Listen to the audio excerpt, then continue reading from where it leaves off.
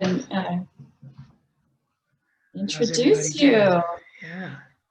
Thank you everyone for joining. Did you happen to hear we've got quite an international audience and from all over the US joining tonight. Fantastic. Yeah. Well, welcome everyone. This is the Center for the Blue Economy Speaker Series. And we're combining forces with the Environmental Justice and Sustainability Speaker Series, which is more of a student organized series. So glad to have you. Tonight we have the Honorable Mayor Bruce Delgado with us, and it's my honor to introduce him. Mayor Bruce Delgado has served for 9 years on the Central Coast Regional Water Board and 6 terms as mayor of the City of Marina. And Mayor Delgado also serves on various nonprofit and other agencies' boards of directors, and all this while pursuing his 32-year ongoing career as a botanist for the Fort Ord National Monument, where he has served to integrate wildland management and wildlands and natural resources, water issues, and integrate that with urban policy and community projects around the Central Coast.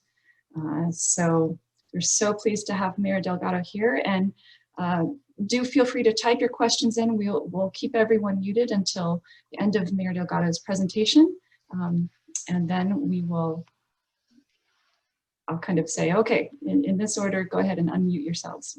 All right, Mayor Delgado, please, you have the floor. Thank you very much, Rachel. How's everybody doing tonight? This is going to be quite a ride. This presentation is a little bit unusual, but we're living in unusual global times, so I think that's appropriate. Yeah, this is something that's really important locally. It involves the water we drink, all the water that we use, and there's nothing much more important than air and water and our safety. Those are all tied together. So we're going to get started. Rachel, thank you for helping me organize this and doing all the behind the scenes administration. And thanks to the Center for Blue Economy for hosting and supporting this. Rachel, can you see the full screen of my slide presentation? Yeah, looks great. Okay. All right. Well, this is the time that I say welcome to everybody at this Middlebury Institute of International Studies program. I do think we're all fortunate to be together tonight, but these are tough times, and we're aware of the pandemics, the social unrest, the economic recession, climate change, which are all stressing our studies, jobs, our finances, our personal lives, and it's our creativity on personal and professional levels that can help us do better as a team to help both our communities and the health of our environment. For it's upon both of those, our communities and the health of our environment, that our lives depend. This photo shows our vast marina beaches and the front sand dunes closest to the beaches. This photo shows the back end, or the rear dunes, hind dunes of our dune system. It's quite an extensive dune system, one that's not very common along the California coast. If you walk from the hind dunes toward the ocean, you come across some of these barren canyon landscapes as you approach the ocean. It's quite a beautiful experience that you're all welcome to have if you happen to be present in California. It's just a beautiful place to be. But there is trouble in paradise. First, we recently finished a battle with a multinational sand mining company, and currently we are embroiled in a battle with a mega water corporation. And we'll get back to those, both of those, in a little while. Oh, hang on just a moment. I think maybe our audience is not seeing your screen. Well, that's not good. I could stop sharing and then yeah, let me see. I think there might be something. It's interesting that you would see it and they would yeah. not see it. Oh no, they are seeing it. Oh, good. Thank you, everybody. Okay. Yeah, well, please interrupt me if any techno issues come up. Right, and I appreciate our audience also looking out for stuff like that. Thank you. Yeah. All right. So our time tonight's first going to show some respect to all the people that are struggling for truth about what's going on in the streets of many countries, especially since May 25th when George Floyd was killed in Milwaukee, Wisconsin. Tonight we're not protesting, but I have two requests of everyone. The first one is to spend with me about 15 minutes or less to increase our education about what Black Lives Matter protests, what's behind those, and what's behind the anti-BLM protests. And number two, that we spend the rest of the hour after those first 12 or 15 minutes to explore why we need to take action this week and next week to stop an injustice here where we are in the Monterey Bay area and deny the CalAm proposal to drill for groundwater in the City of Marina. I have two quotes from a recent book that was published called Cast, The Origins of Our Discontents. This book was recently gifted me by a dear friend who you'll be hearing from a little later named Kathy Biala, and I find it relevant for tonight. So let me read the first quote. If the majority know the root of the evil, then the road to its cure would not be long. Well, what is the root of the cry of Black Lives Matter and the response against it? What's behind all that? We'll briefly explore this in the first part of our presentation. And the second quote is this: because even if I should speak, no one would believe me. And they would not believe me precisely because they would know what I said was true. Well, tonight's main thrust will be how we need to speak up, in this case, against the CalAm proposal to drill for groundwater in Marina because it is unjust and would harm many, even though some powerful corporate interest will not believe against their profit. Bringing this home on a very personal level, how much do I and each of us practice denial regarding obvious truths of inequities we see involving farm workers, the currently homeless, poor communities, which are often of color, but not always, and the haves and the have-nots of good education. We'll discuss why we may be in denial, but first, some specifics to tie this discussion to our case study tonight, which is the CalAm project.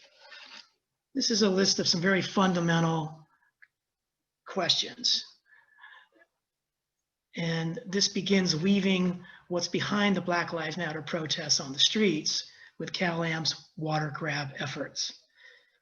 First question, is water important to you? And do you think it is to us in the City of Marina? Next, where does water come from?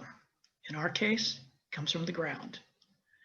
Do we want a big corporation to force itself upon us, take our groundwater, and damage our coastline? Does CalAm have the rights to marinas or any portion of the Salinas Valley Basin's groundwater in which Marina is located? No. Do we care if their theft of our groundwater pollutes the water they leave behind? Of course we care. If CalAm takes our groundwater, pollutes what they leave behind, and damages our coastline, would Marina get any drinking water produced by CalAm's desal project? No, we would not. Does this sound like justice to you? And I'll let you fill in the blank there. So we're going to move to a call to action that will be repeated later on tonight when we're joined by Kathy Biala. But at the start of tonight, I wanted to plant the seed of what actions you can take to do something about injustice happening in the Monterey Bay area. We'll be getting into much more detail as we progress tonight, but this is a primer and our call to action. Before this Friday, you can write a brief email to the California Coastal Commissioners urging they deny CalAm's coastal development permit. Number two, on September 17th, you can speak for 1 minute on a Zoom meeting for public comment at the California Coastal Commission hearing. There's a deadline to sign up for that, and that's a day before on September 16th.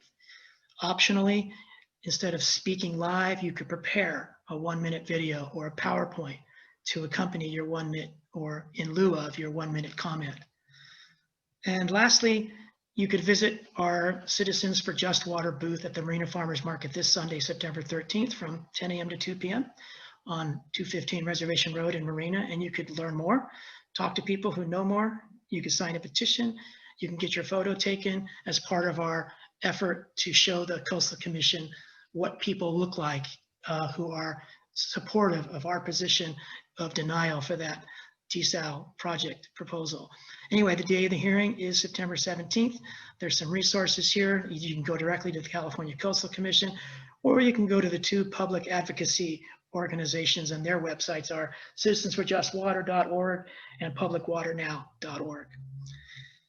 Okay, so having introduced some of the high-level Black Lives Matter thoughts and details about the unjust nature of the project, and as well a call to action, we're going to dive into social and racial concepts before spending the remainder of the night on CalAm's project. My intent is not to offend anybody, but to engage us in a meaningful process to help us resist and oppose injustice wherever we find it. The first concept I'd like to discuss is the trusted five. Outside of your family, who are the five most trusted allies in your life? Are they diverse, or do they think like you, share similar backgrounds, share similar social identities? My trusted five are not very diverse, and that has been comfortable for me, but it is something that I need to improve on. So that's the trusted five.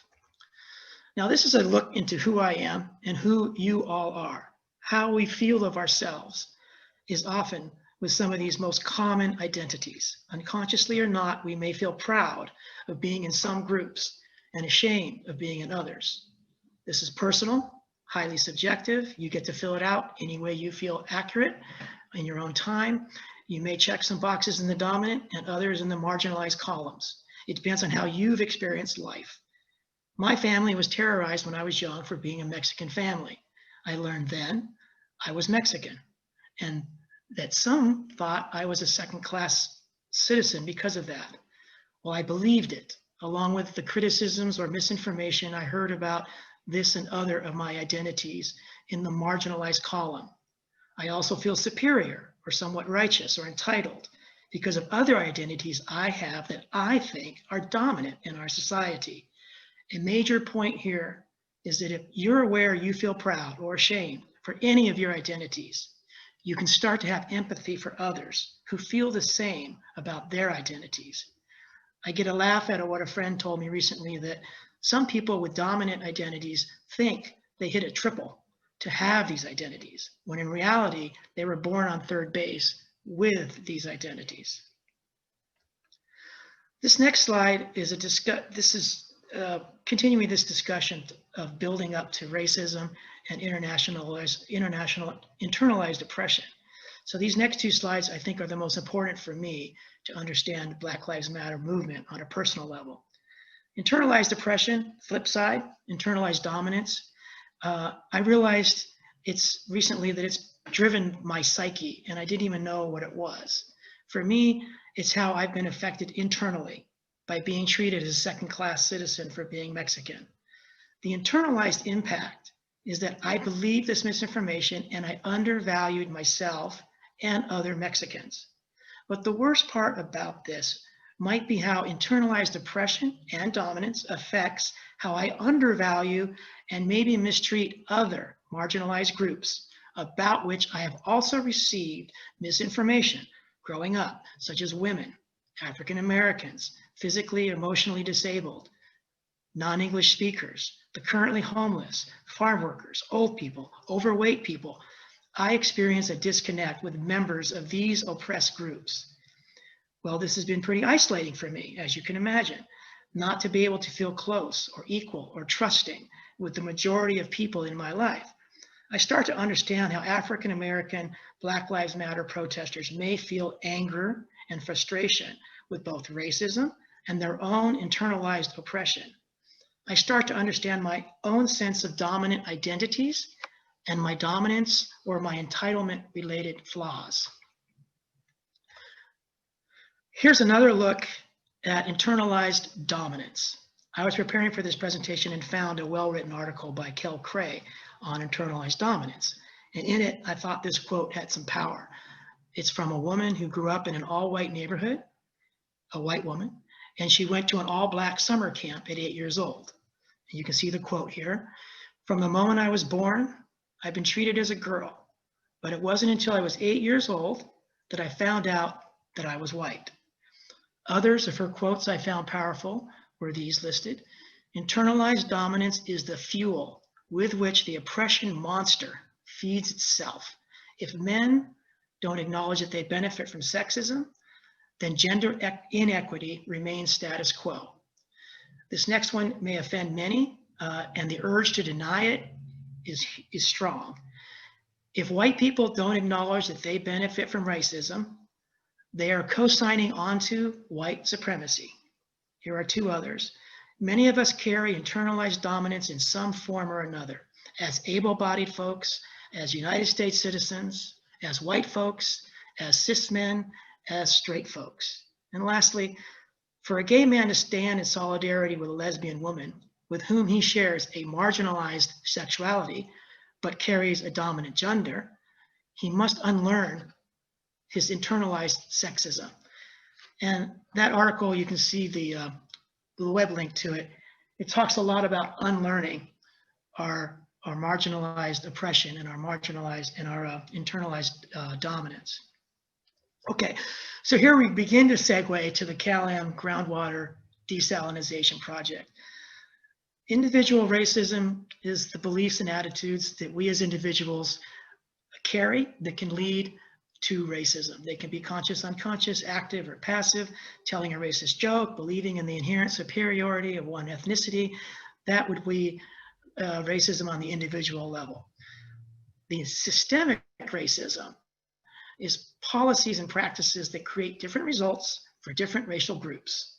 These policies and practices may never mention a racial group, but their effect is to create advantages for a dominant ethnicity and disadvantage for a marginalized people.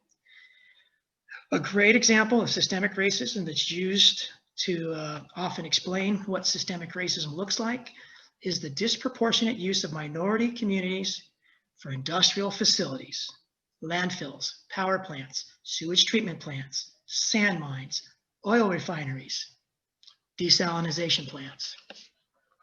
Okay, our last concept in this discussion is understanding that terminology is paramount to having meaningful conversation on Black Lives Matter topics. Diversity, inclusion, and equity are all different. They are not synonymous.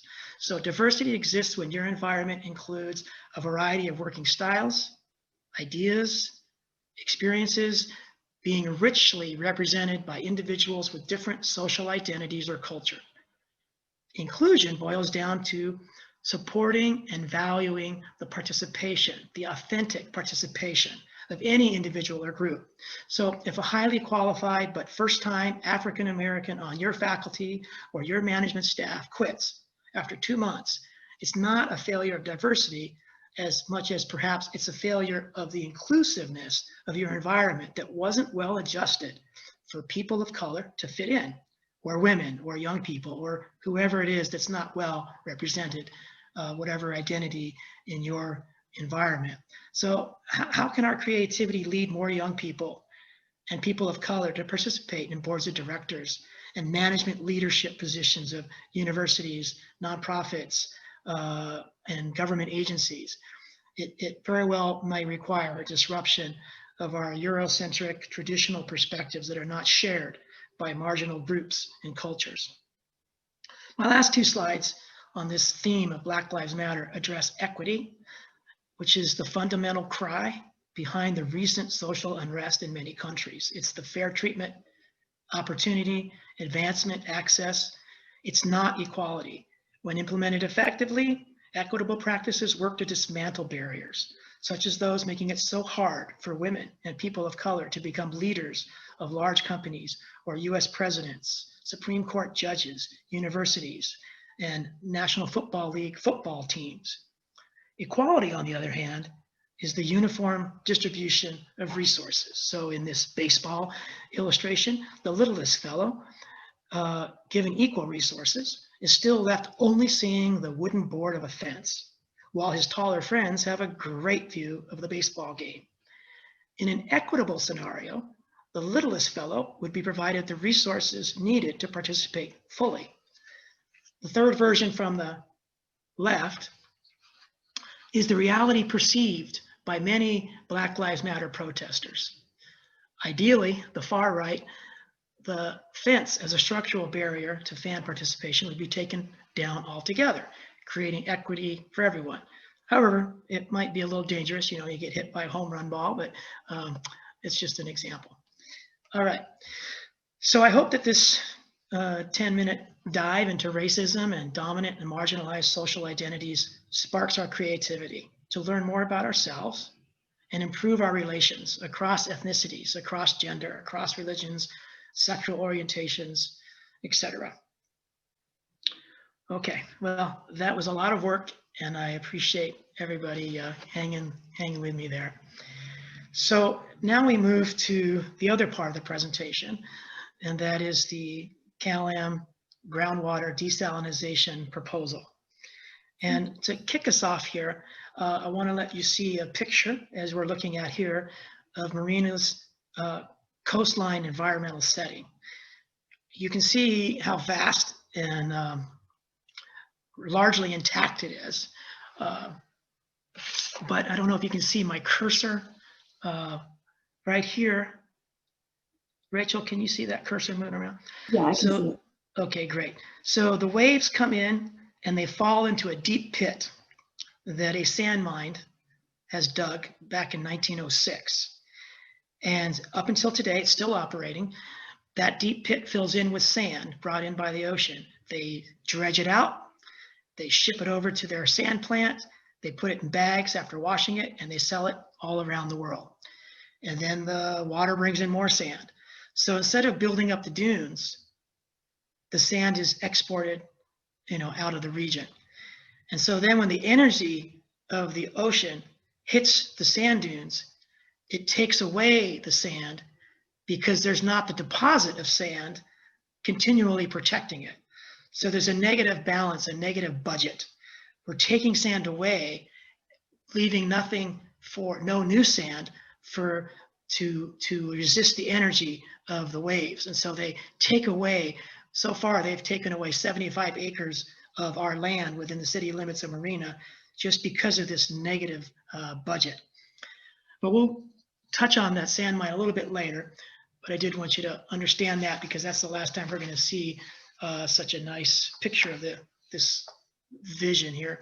Okay, so I'm going to be quiet for a bit, and Rachel's going to play a 5-minute video. Some of you may have seen before. I've seen it many times, and I always get a lot out of it. So I don't mind seeing it multiple times. I'm going to unshare the screen for a moment and flip over to our video. I'm sure there's a slicker way to do that, but okay. And please use the chat to let me know if there's any troubles with this as we play. Groundwater would like you to be aware of a classic case of environmental injustice that is unfolding right here in Marina and the Ord communities.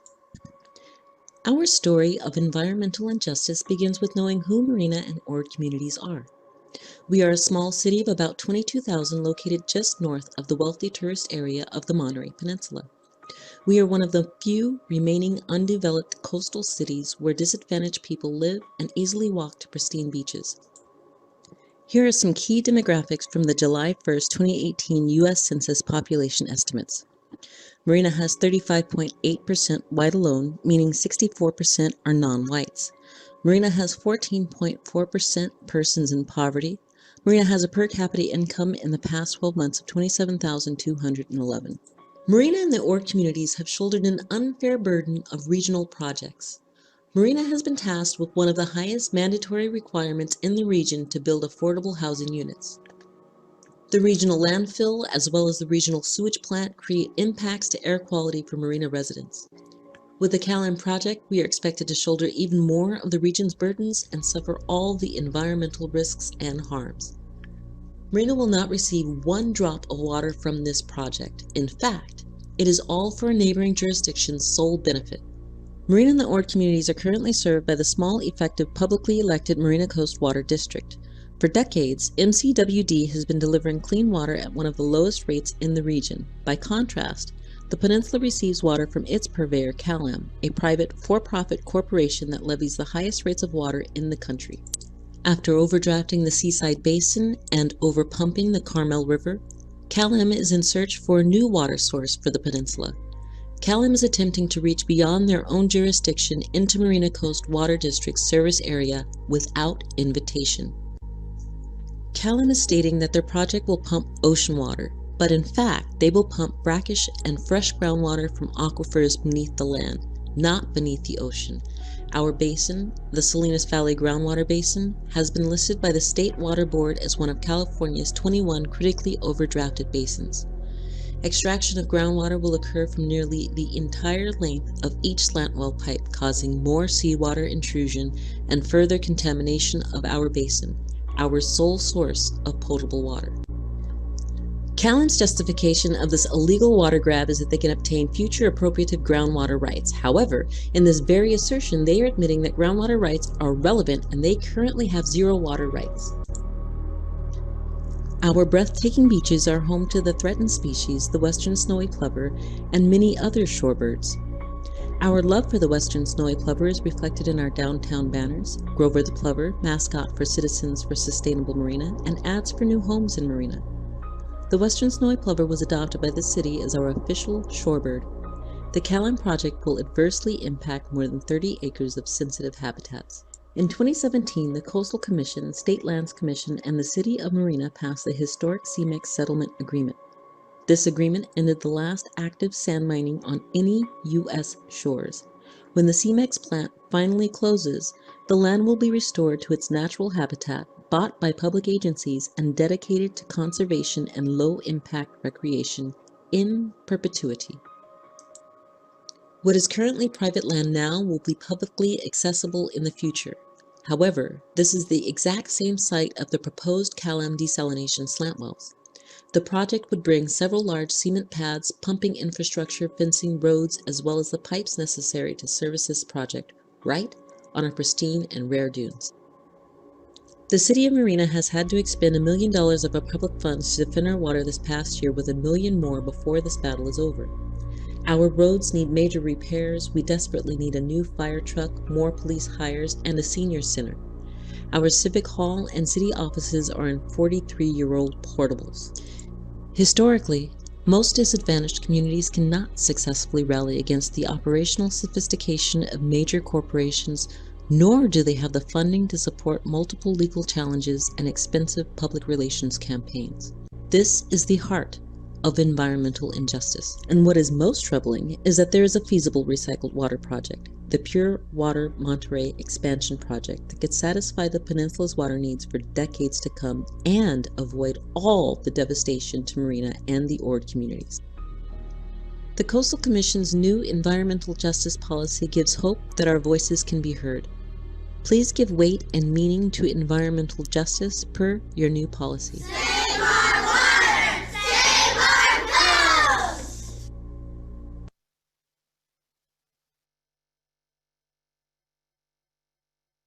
All right. Thank you. I'm sorry, I might have been blocking part of the screen somehow. Not quite sure, still learning with Zoom. All right. All right, yeah, that's great. I can see your screen that we left off with, the slide that we left off with. Okay. Yeah, I really like that video a lot. It was done by volunteers, 100%. They were not experts. I think it might have been the first video they ever put together, but they put a lot of hearts into it, and it really shows. Yeah, it's powerful. Okay. Yeah, so we looked at the environmental setting before we saw that video, and some of this is going to be supporting what we saw in the video, but you know, who we are besides the environmental setting as far as the people.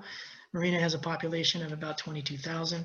66% of us are Korean, African American, Vietnamese, Japanese, Hispanic, other non-white ethnicities. There's 52 languages and dialects spoken by Marina families.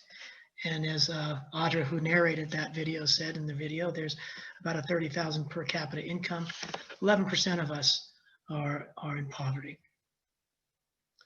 But it's a beautiful, wonderful, humble, down-to-earth, friendly, kind, and safe town. And that's probably worth gold.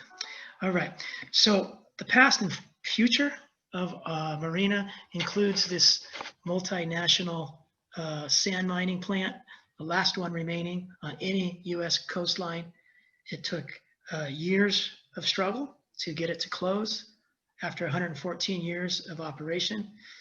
As I mentioned, 75 acres have been lost due to the sand mining's increased erosion. And there's been 270,000 cubic tons of sand removed each year. And it didn't go easy. The sand mine was a battle, as we mentioned, and the City of Marina had to declare a nuisance and pursue legal action to stop the free use of our property that was causing so much damage and interfering with the enjoyment of our life and property. Those are sort of technical legal terms, not too fancy, but that's what you have to declare when you declare a public nuisance. And we have a lot of thanks to go around to environmental organizations and governments in the state of California that worked with the city. We couldn't have done it alone. And that is true, of course, you can imagine, with any fight against any large, powerful corporation. The solutions included a negotiated settlement, ending the sand mining this year and giving them 3 years to clean it up. And then they must sell it to a nonprofit for passive uses only, so no more future mining. And then the nonprofit is going to use the land instead of for industrial, for habitat restoration, public access, and environmental education uses. Okay, so now we're really going to jump into the CalAm specifics. California American Water, also known as CalAm, is a subsidiary. They're called a regulated state, technically, to American Water, which is the largest United States publicly traded water and wastewater utility company. So these are the big boys, and you can see not just California American Water, but a lot of different states have their subsidiary corporations within American Water. So that's one big player in all of this, and that's primarily who it is that we are up against. Others that are involved, besides CalAm, are the California Coastal Commission, who is a central player this week and next week. They'll make the final decision next week. A couple of advocacy groups, one in Marina, based mostly in Marina, Citizens for Just Water. One primarily based in the Monterey Carmel PG area called Public Water Now. The Water Management District of the Monterey Peninsula are the ones that will buy out CalAm if we're on a road to do that. Should be great. The Marina Coast Water District, you saw in the video, are the ones who provide the water to the marina and the former Fort Ord and part of Seaside and nearby city. So 2 cities and then a large area of unincorporated land are served by Marina Coast Water District. Monterey One Water is the agency that provides recycled water in a project called Pure Water Monterey. We'll hear just a touch more about that, and you have heard about that in that video. The other players are the cities of Seaside, Monterey, Carmel, and a few others. Citizens for Just Water visits local and state leaders, lobbying them, and public agencies to tell the story of Marina and the harms and flaws of the groundwater extraction proposal. Citizens for Just Water also do a lot of public workshops. They circulate petitions, and they do a variety of public activist events. So that's the group from Marina. And then the Public Water Now is a 501c3 nonprofit. And most importantly, they got on the ballot in November 2018 with Measure J. Measure J would buy out CalAm if possible, so that it would be a publicly run water company. At least the pipes and the infrastructure would be owned by Monterey Peninsula Water Management District, a public agency. And that feasibility study is well underway, and it looks very promising that the public will make a lot of money by buying out CalAm. Even though it's going to be expensive, the cost of private water is so much more expensive than public water because you have to pay for everything plus profit. Whereas for public water, you pay for the pipes, you pay for the energy, but you don't pay somebody to make a buck on what you're doing. It's a public nonprofit arrangement. So even though CalAm spent millions of dollars trying to trick people into saying no to Measure J, with a couple $100,000 of public money, citizens' money, the Measure J passed 56 to 44. And I like to imagine what it would have been like if there would have been millions of dollars to say yes and $200,000 to say no. It might have been 70 or 80%, but this 56% comes against millions of dollars that swamped the public's ability to campaign in that case. So yay, public water now, and hopefully we're on the road for CalAm to be bought out. But this is our deja vu. Another industrial facility, this one's the CalAm. This shows you the 36-acre area that CalAm would commandeer to put in their pipes, their infrastructure, their roads, their wellheads, their single-story electrical power buildings, and basically prevent the public from getting the access to a restored, beautiful dune system, which is the plan right now if CalAm doesn't come in. This is kind of a schematic of what all those slant wells would look like. These lines here are what the slant wells would be underground. These are all the wellheads, which are little buildings. And then this is a close-up showing that each pad is about 6,000 square feet. So that's about 3 times the size of an average 1,600 square foot marina home. So these are fairly large pads, and they'll be supported by roads and single-story buildings that don't exist there at this time. And hopefully they never will. That's kind of what it will look like. And the reasons it matters are many. Stanford University has done a cutting-edge study using cutting-edge technology to basically image, like an MRI, the fresh groundwater that's within 400 feet of the aquifer serving marina. So I'm sure I said that wrong. It's fresh water that's above and within the 400-foot aquifer. So an aquifer is like a pool of water, a lake of water underground. And there are different aquifers at different depths. They're all separated by somewhat impervious layers of clay, and those are called aquitards. And so you have an aquifer and an aquitard, an aquifer, aquitard, kind of like a layering like lasagna.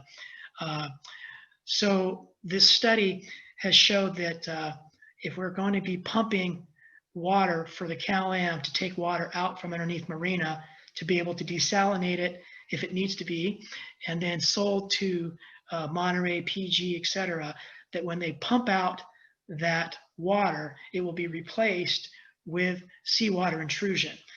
The last few years, underground water has been flowing toward the ocean.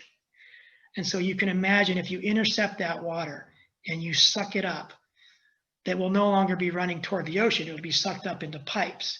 And then the seawater will come inland and replace where there was fresh water. The problem with that is that there is communication between the aquifers through the aquitards. Not in all cases are the aquitards solid, thick barriers. They have interruptions, they have holes or fissures in them.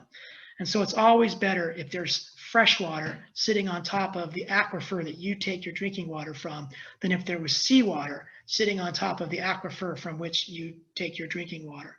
And so that's why we want to protect the groundwater that's above our 400-foot aquifer where we get our drinking water. So these wells, these extraction wells, they would take the water from the 180-foot aquifer, and that aquifer has been classified as one of the critically overdrafted. So it's already got problems in the state of California. And the Marina Coast Water District's job is to make it better. The last thing we need is for an outsider corporation that has no responsibility for making things better to come in and make things worse. This is a result of the MRI. If you imagine this is just a picture using resistivity flyovers with helicopters, they can use saline concentrations of total dissolved solids, and they can use the different kinds of sand and rock that ping off, that rebound messages or frequencies back up to the helicopter flying over land, so that the product is an MRI showing blue for freshwater, what looks to me, I'm colorblind, this lighter color, maybe yellow, which is moderately saline, and then the red would be more saline. So it's a color differentiation, with blue being freshwater. So the freshwater is perched above the more saline water, and then below that are some other aquifers. So we don't want CalAm to come in and take this freshwater and have it intruded with salt water. And this over here on the right, it shows this, looks like a blue line to me. This is the capture zone. Inside here, these wells that are along this line would capture the fresh water that's in this area. And this area includes the area to the left. And so we really want to keep this area protected, so we can start to find ways of turning all of this into blue and not removing the remainder of the blue and making it all worse. Other reasons it matters is environmental justice.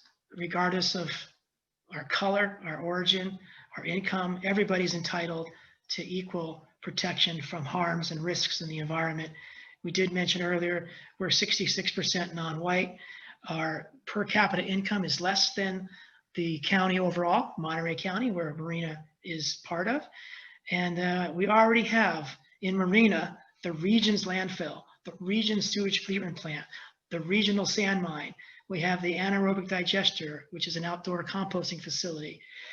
So you can see, when you put all these industrial facilities in the poorer community of color to serve everyone, primarily the more affluent communities, that is a poster example of systemic racism. And so last month, August 25th, the California Coastal Commission published a report. On page 2, it says, the CalAm project involves the most significant environmental justice concerns the Commission has considered since it adopted its environmental justice policy. 100 pages later, the proposed project results in adverse coastal resource effects within the community of Marina that's already disproportionately burdened by many other industrial uses and would receive none of the project benefits. There's a long history of government institutions allowing unwanted industrial development to be concentrated in underserved communities of color without their consent. Approving yet another would perpetuate this discriminatory land use practice against Marina. So that's the state government's California Coastal Commission report, quote unquote, from August 25th, just a couple weeks ago. Yeah. I'm going to jump in just for a minute with a 5-minute warning. We want to make sure to leave a little time for questions at the end. So just letting you know, it's getting for the, Okay, we'll move so fast that we'll be done in hopefully 60 seconds. So CalAm already has the highest water costs in the nation. We don't want them going any higher. It matters because of rare plants, vernal pools, which are wetlands, and we want to restore the area. We don't want another industrial use. There's an alternative mentioned earlier called Pure Water Monterey.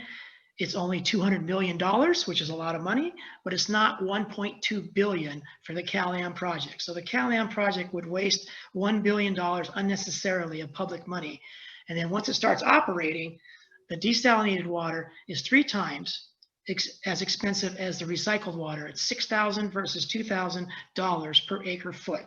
So we want to get the more affordable. And this is my last slide before we turn it over to Kathy. It's really up to us to protect our resources. Special thanks to all of you at MISS and the Center for the Blue Economy. This is what we want. We want to see these endangered species with their little chicks, snowy plovers, on the beaches thriving and recovering their endangered populations. This is what we don't want to see, is mining with heavy equipment in sensitive wildlife areas. So I'm going to turn it over to Kathy Biala. Kathy, I know that we've got that 5-minute warning, but if you can come on, Kathy, and Rachel will try to help you, as I will, since I am. Here we go. So you should be ready to go, Kathy. Great, great. Okay, thank you, everyone. Just want to reinforce again some of the instructions because this is the call to action. Next week could make history, and we would like you all to be part of it. I'm sorry, I just realized that my video is not on. So there we go. So we want you to be part of it, and there are several ways that you can do it, and it's fast coming upon us. It is next Thursday, so a week and a half away. So the first thing you can do is write an email, and you can do this just up to this Friday, so you've got to be pretty quick about it. And we have on our Citizens for Just Water website an example of this, which shows you who to send it to and what you put in the title of the email. And then you go ahead, and we're hoping that you can attach a photo of yourself or your family, so that among the hundreds of emails that I'm sure are going to come to the Coastal Commission for this project decision, that the people from our area, from Marina and the Ord communities, will be able to be seen as real people behind this protest and opposition to the CalAm slant wells. So we're asking you to please attach a picture. And then the next way that you can participate is speaking. Granted, it's now cut down to only 1 minute, but you can say quite a bit if you structure it very tightly. And if you need some help in choosing a topic or how to say it in 60 seconds, we'd be very happy to help you on with Citizens for Just Water. And my recommendation, because I've written so many of these 1 minute speeches, is that you keep it to under 150 words. Generally 120 to 130 words would help you, just in case you make a little mistake in enunciations. And when you speak, you apply online, but Citizens for Just Water can do this for you. So it's a great service. It is it's actually a little bit of a complicated online registration. And if you do it through Citizens for Just Water, we will just ask some basic information in order to go ahead and apply for you. You will get a confirmation back from Citizens for Just Water when we've completed it. You will get another email immediately from the Coastal Commission, basically showing all the application points that you put on your online application, or that we did for you. And then you will receive another email, and it's going to be from CACC. Now that stands for California Coastal Commission, but you're not going to ever see California Coastal Commission written out. So please do not think that spam or delete it, because that will have the link for the Zoom meeting that you will go onto and wait until your name is called.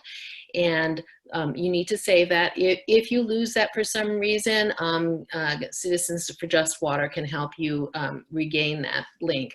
But that's not to be shared with everyone else, because the rest of the public will go on C-SPAN, which is a live video stream of the meeting. Only that link is for speakers, okay? So we want to encourage you to do that. You have up until September 16th at 5 p.m. to register to be a speaker.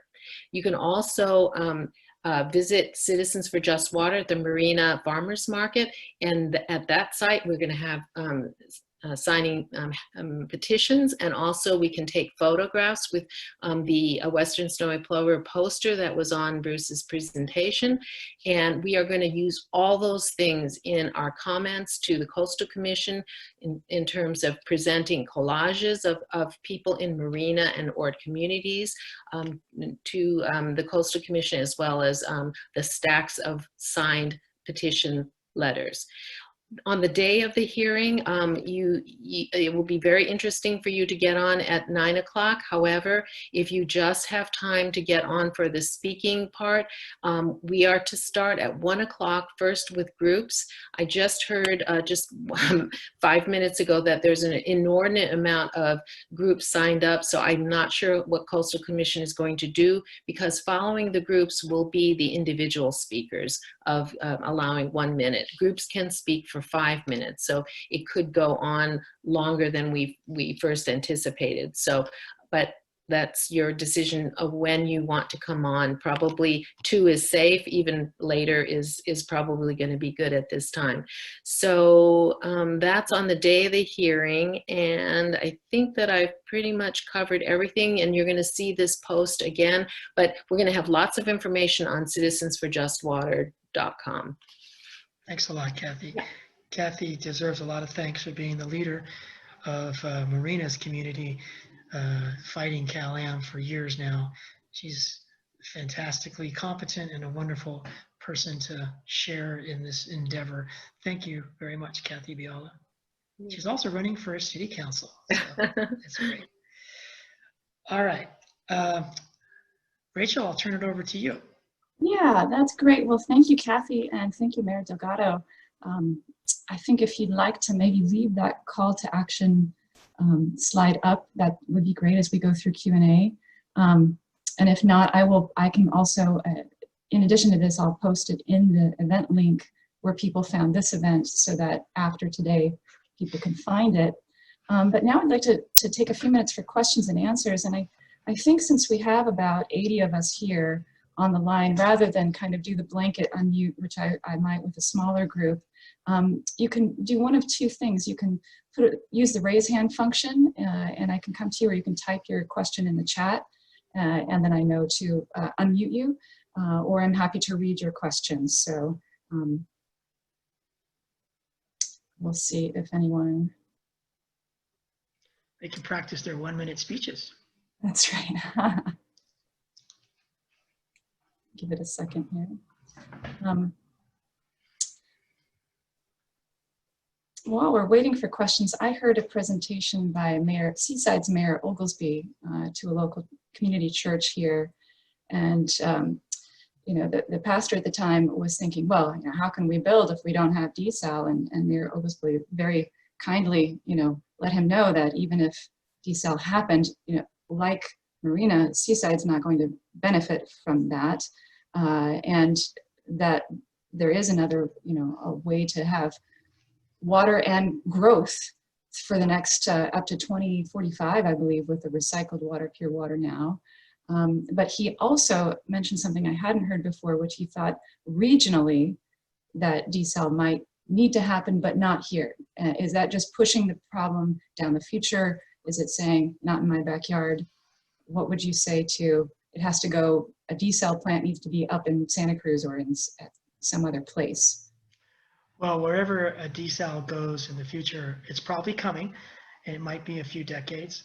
You know, it's not uncommon. We're all accustomed to technology rapidly improving. So the future desal facilities are going to be a lot more environmentally friendly than the past or today's. So by waiting, we get a better desal, and we get a truly regional desal. It's not just the Monterey area, but Marina will eventually probably need additional water. Santa Cruz County and the city of Santa Cruz, east of us, San Benito County, other parts of Monterey County, everybody's pretty much in the same boat.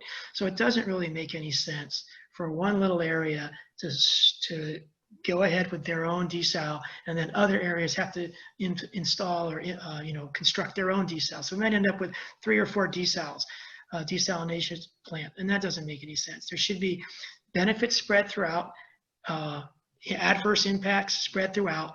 It's a fair game. It's not a win-lose. It should be a win-win where everybody shares the costs, everybody shares the benefits, and that's not what's going on right now. So yeah, a future regional, a truly regional desal plant, you know, it might not be in our lifetime, but it's probably coming in the future.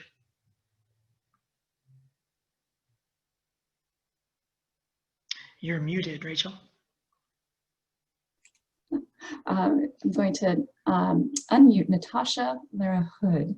Let's see if I can find her here on my list, and she had a very good question. I'm going to stop sharing so maybe I can see people better. Oh, okay, sounds good. Natasha, I'm making my way to you. There you are. Okay. And, Hello, Natasha. You should be unmuted now. Natasha Lara Hood. That's a nice Yes. name. So I'm interested in emergency management, and especially with coastal communities and the future outlook of those kind of communities with climate change and natural hazards.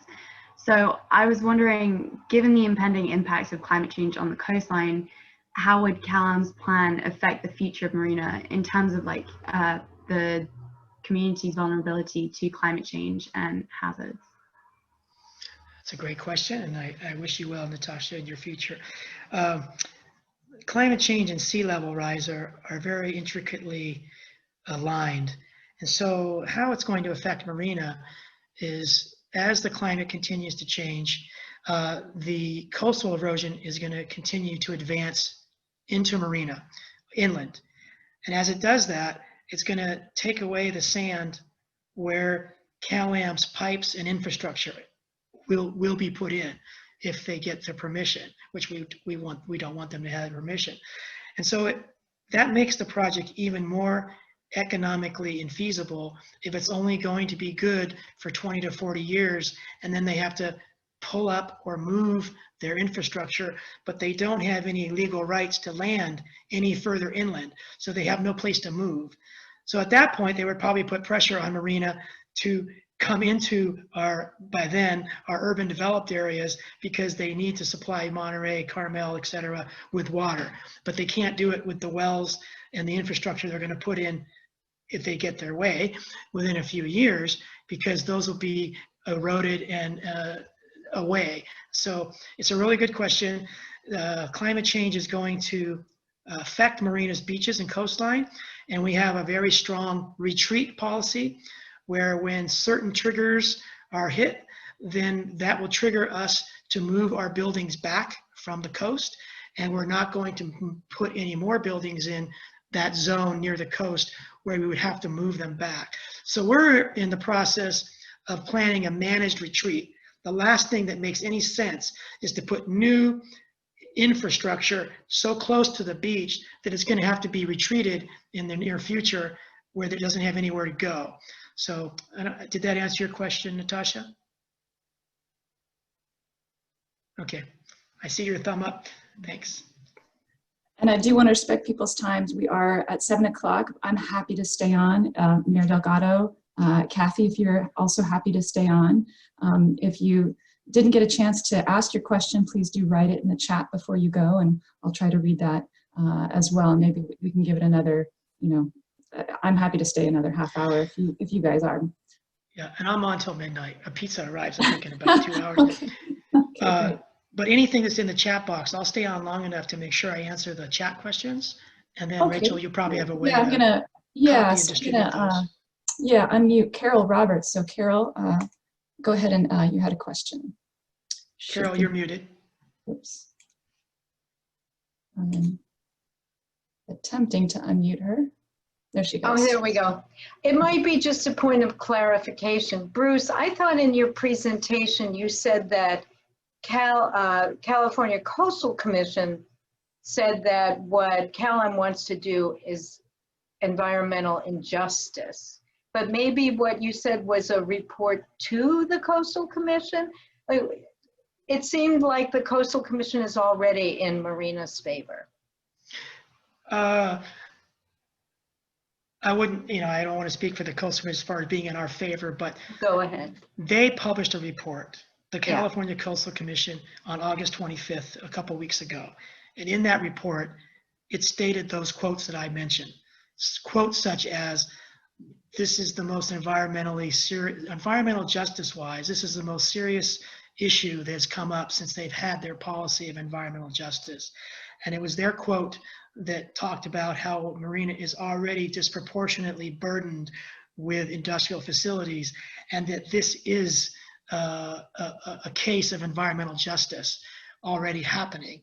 And so another industrial facility such as CalAm is proposing would only make it worse for environmental justice in Marina.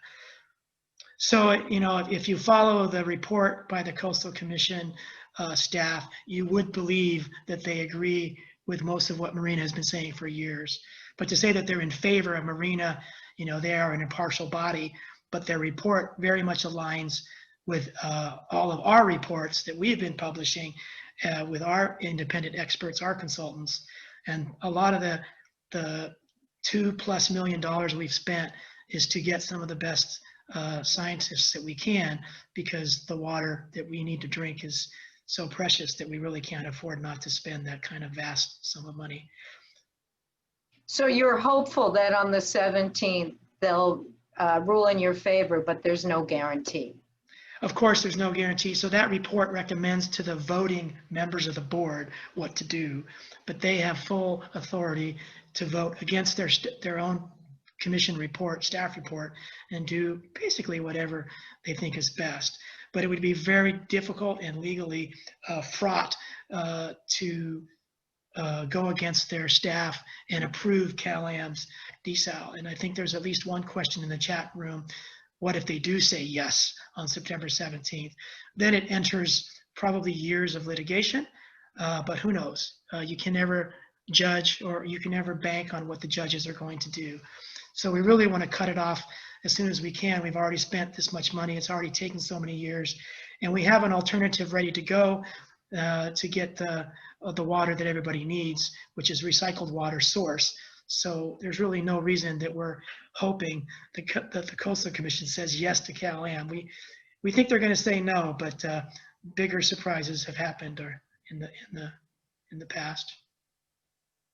Thanks. And next up is Susie. I think I've unmuted you, Susie. Yes, can you hear me? Yes. Okay, my question is, you said that there will be groups who will be talking for 5 minutes. Is that mostly CalAm's groups, or do we have groups to talk to? Great question. So the groups could be the Sierra Club, it could be Public Water Now, it could be Friends of CalAm, it could be the Steelhead Association. You know, any group, and it's not well defined. I don't believe what a group is. Kathy, you know, do you have a definition of what a group is? And each group gets 5 minutes. And then elected officials, they'll get their own 2 or 3 minutes at 9 o'clock. And then CalAm will probably get 15 minutes. The City of Marina will probably get 15 minutes. So certain agencies get the most time, and then elected officials get their time, and then groups each get 5 minutes. And Kathy said that there's a lot of groups signing up, because I have a feeling the definition of what a group is not so strict to prevent a lot of groups from showing up. Thank you. Yeah, good question. Thank you, Susie. Okay, and up next is Amy Anderson. You should be able to unmute yourself, Amy. Yeah, I'm going to vote for Amy Anderson. Vote for Amy Anderson. Yay, She's running for the Monterey Peninsula Water Management District, and we need Amy Anderson to win. And Karen Paul. Yes. Yeah. My question, I've been asking neighbors that, you know, to put up my lawn signs. And I talked to 2 neighbors yesterday that live within a block of me, and they're both very well educated people. And they asked me, oh, sure, put up a lawn sign. Oh, wait a minute. What's your, you know, what do you think? And I said that I wasn't in favor of the CalAm plan. And this guy said to me, well, what about the desal? So, you know, the desal is the CalAm plan, but they didn't understand that. And so they're responding to these postcards from CalAm, and it just, you know, it's very discouraging to me that people, I'm so involved in it, and that people don't carefully, they don't read a paper. They don't read a local paper. So they're not going to get the news about their own communities. So I'm just really, I just guess I'm complaining. There might not be a good answer to that question, but woof. And then the other one who didn't say that admitted it. Well, I don't know much about it either. So both environmentalists too. Shocking, shocking. Got As a long as there's suggestion? good, my suggestion is that at least people should have good name recognition when it comes to Amy Anderson. But when we, hope that the majority of people understand complicated issues like this when they're getting information from different directions, saying different things. Right. It's easier to throw up your hands than it is to, dig deep into every issue that has an impact on you. So that's why we're doing tonight, and that's why the Citizens for Just Water are every farmers market every Sunday. That's all you can do is try to outreach to folks. And luckily, there's a lot of science here. It's not just a high school popularity contest of who sends in the most postcards, but that does matter. But fortunately, we have good science and good staff at the Coastal Commission, and hopefully good brain power in the voting commissioners themselves. And people like us will be there on the 17th. Hopefully some people watching tonight who have some new education they didn't have when we started. But it's a team effort, and we just can't depend on everybody to know what's going on in this case. It's very complicated. Yeah, it is. Thanks, Amy, for stepping up to be on the Water Management District. Good luck. Thanks. All right, and up next, and I think we should probably make this our final question for the evening, just to honor everybody's time. George Riley, you should be able to unmute yourself. I prefer he stays muted so I can talk about what a powerhouse George has been. Oh, good. So, thank you, George, for being a powerhouse when it comes to water. And he is serving currently on the Water Management District, the Monterey Peninsula Water Management District. So he'll be with Amy Anderson should she be elected, and I hope that she is. Great. So George, are you unmuted? Does not seem to be. Let's see. So George was someone who was skewered by CalAm, who put out an ad showing George's head decapitated on a stick, calling him the sly fox and not to believe George Riley. So he was personally maligned by CalAm's a very slick flyer that went into everyone's mailbox.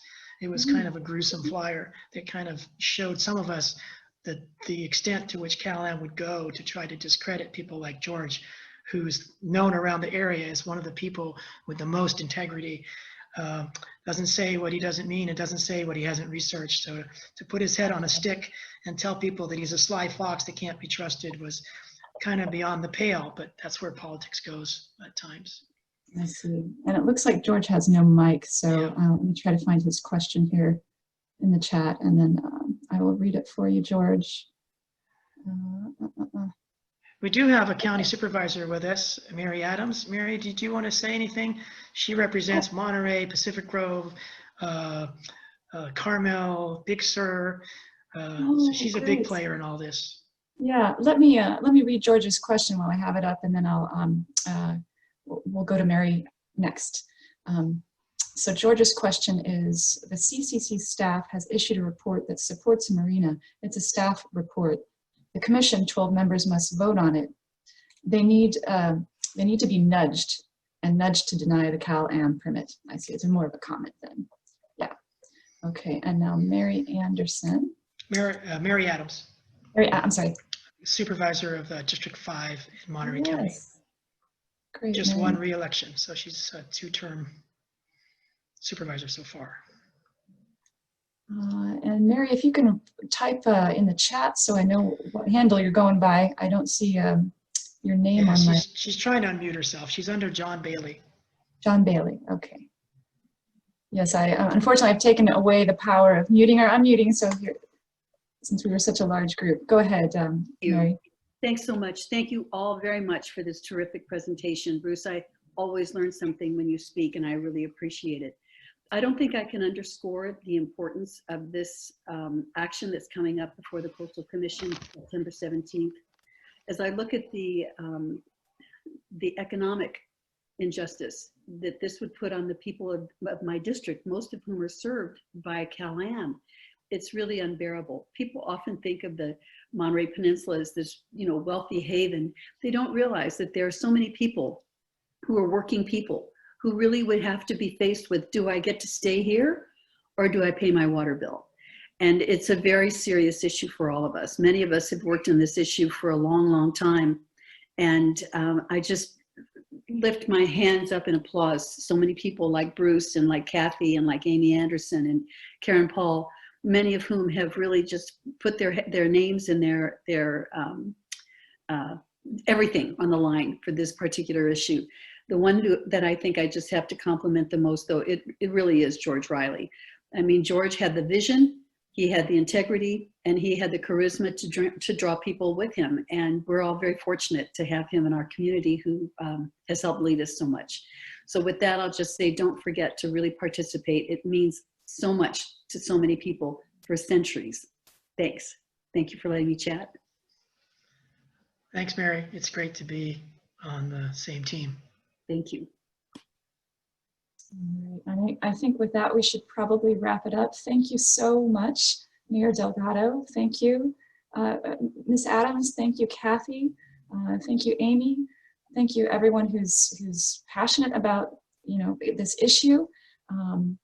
We will do our parts, write our emails, make our statements, and definitely I'll put that call to action and all the ways that you can help back in this event link, the same link that you used to find this lecture. We'll then, by tomorrow, have the call to action and what you can do to help as well. So thanks so Rachel. much. Thanks to you, and thanks to, there's a lot of powerful people still with us. Jane Haynes, Jan Schreiner, Karen Anderson, a lot of people that devote their spare time and some of their professional time to good causes. This is one. Dave Stoltz on the line here. He is the general manager of Monterey Peninsula Water Management District. He's one of the brains, one of the mentors of so many people when it comes to water. And you got to have a lot of courage and resilience to stay in these battles, essentially, and hope for a good result at the end. And without people like Dave Stolt, and I see Audra Walton, everyone's been pitching in whatever talents they have, and not just on water issues, but a lot of these people are involved in other issues too. So thanks to Mike Kennedy. Jason Scorsese is here. He's a big Middlebury Institute of International Studies force. And so Rachel, I really appreciate you getting us all together. I don't think we would have if it wasn't for you and Jason. So thanks to everybody for joining us, and keep on moving on here, and let's rock the Coastal Commission on September 17th. Sounds good. Sounds good. Bruce. Much appreciated. All right, Jason. Good night, everybody. All right. Good night, everyone.